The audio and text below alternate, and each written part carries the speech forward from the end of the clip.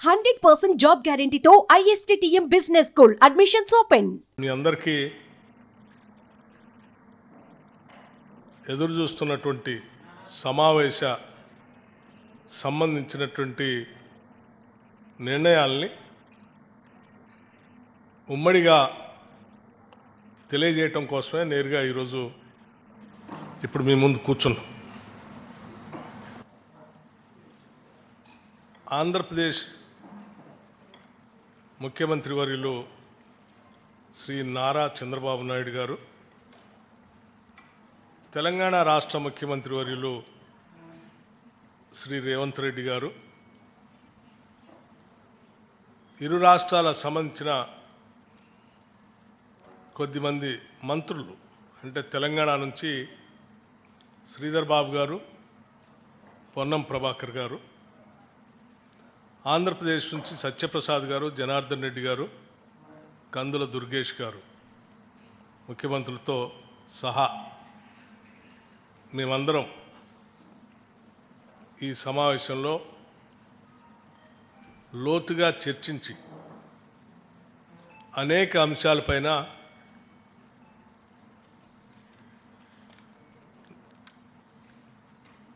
చర్చలు జరిగాయని చెప్పడానికి సంతోషిస్తూ ఉన్నాను. ఆంధ్రప్రదేశ్ రాష్ట్ర విభజన సంబంధించి విభజన ద్వారా తెలంగాణ రాష్ట్ర ప్రయోజనాలు లేకపోతే ఇరు రాష్ట్రాలకు సంబంధించిన అంశాలు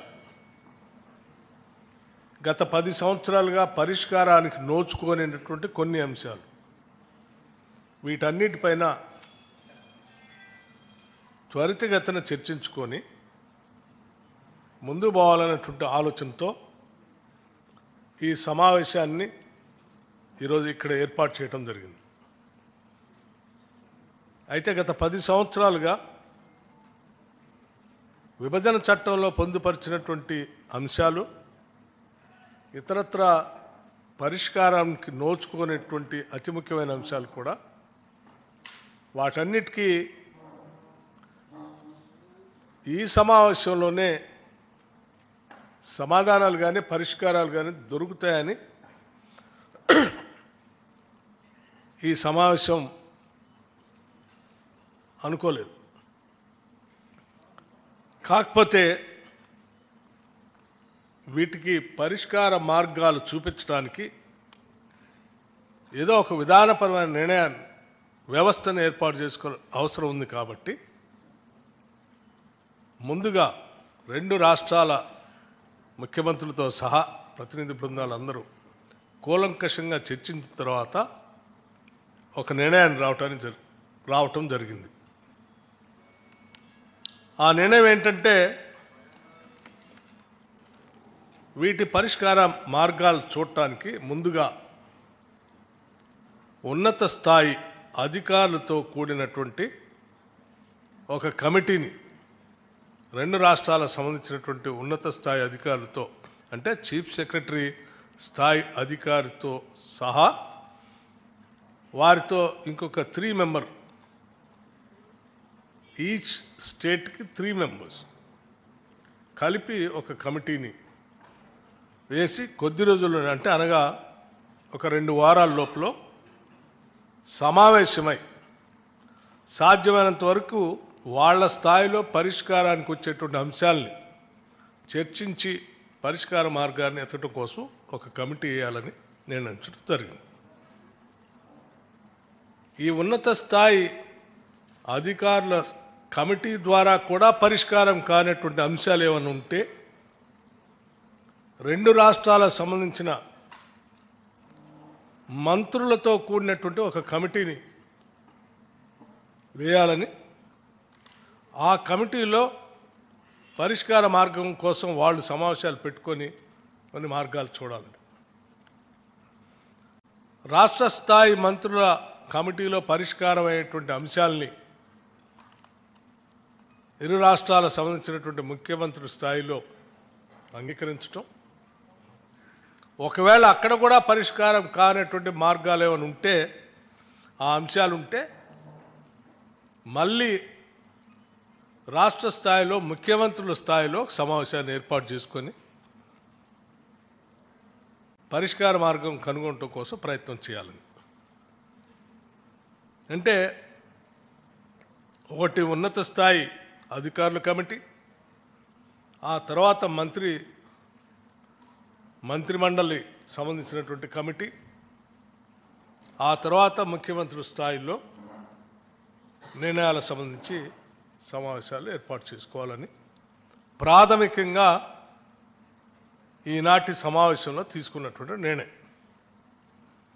అలాగే ఇంకొక అతి ముఖ్యమైనటువంటి నిర్ణయం కూడా తీసుకోవడం జరిగింది. తెలంగాణ రాష్ట్ర ప్రభుత్వం ప్రతిష్టాత్మకంగా తీసుకున్నటువంటి యాంటీ నార్కోటిక్స్ అంటే డ్రగ్ ఫ్రీ రాష్ట్రంగా ఈ రాష్ట్రాన్ని తీర్చిదిద్దటం కోసం ఒక ప్రత్యేకమైనటువంటి డ్రైవ్ని తీసుకుంది. అడిషనల్ డీజీ స్థాయి అధికారిని నియమించి ఒక పెద్ద వ్యవస్థను ఏర్పాటు చేసి డ్రగ్స్ వ్యతిరేకంగా కఠినమైన నిర్ణయాలు తీసుకునేటట్టుగా ఒక కార్యాచరణ ప్రణాళిక తీసుకొని ముందుకు పోతా ఉన్నాం. దాంతోపాటు సైబర్ క్రైమ్స్ సంబంధించి కూడా సామాన్య ప్రజలు చాలా ఇబ్బంది పడుతూ ఉన్నారు. ఈ సైబర్ క్రైమ్స్ నుంచి కూడా ఈ డ్రగ్స్ నుంచి కూడా రాష్ట్రాన్ని కాపాడాలనే ఉద్దేశంతో ముందుకు తీసుకొని పోతున్నటువంటి ఈ ప్రక్రియలో రెండు రాష్ట్రాలు కూడా కలిసి ఒక కోఆర్డినేషన్ కమిటీ ద్వారా చేయగలిగితే ఇంకా పకడ్బందీగా వీటిని నియంత్రించడానికి అవకాశం ఉంటుంది. కాబట్టి అంటే రవాణా అనేది దొరుకుతున్నటువంటి డ్రగ్స్ రకరకాల బార్డర్స్ నుంచి వస్తూ ఉన్నాయి. కాబట్టి వీటిని నియంత్రించడానికి అడిషనల్ డీజీ స్థాయిలో యాంటీ నార్కోటిక్స్ బ్యూరో స్థాయిలో ఎవరినైతే చీఫ్గా మనం నియమించామో ఆ అధికారి స్థాయిలో ఇక్కడి నుంచి అదే స్థాయిలో ఉన్నటువంటి ఆ రాష్ట్రం నుంచి ఉన్న అధికారితో ఇద్దరు కోఆర్డినేషన్తో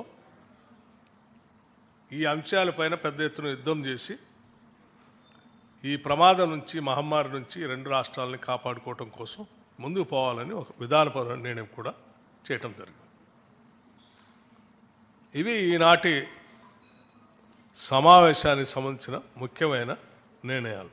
వీటన్నిటిని మీ ద్వారా రాష్ట్ర ప్రజలందరికీ కూడా తెలియజేస్తా ఉన్నాను. Thank you. ధన్యవాదాలు. సుమన్ టీవీలో మీ పర్సనల్ అండ్ బిజినెస్ ప్రమోషన్స్ కోసం కింది నెంబర్కి కాంటాక్ట్ చేయండి.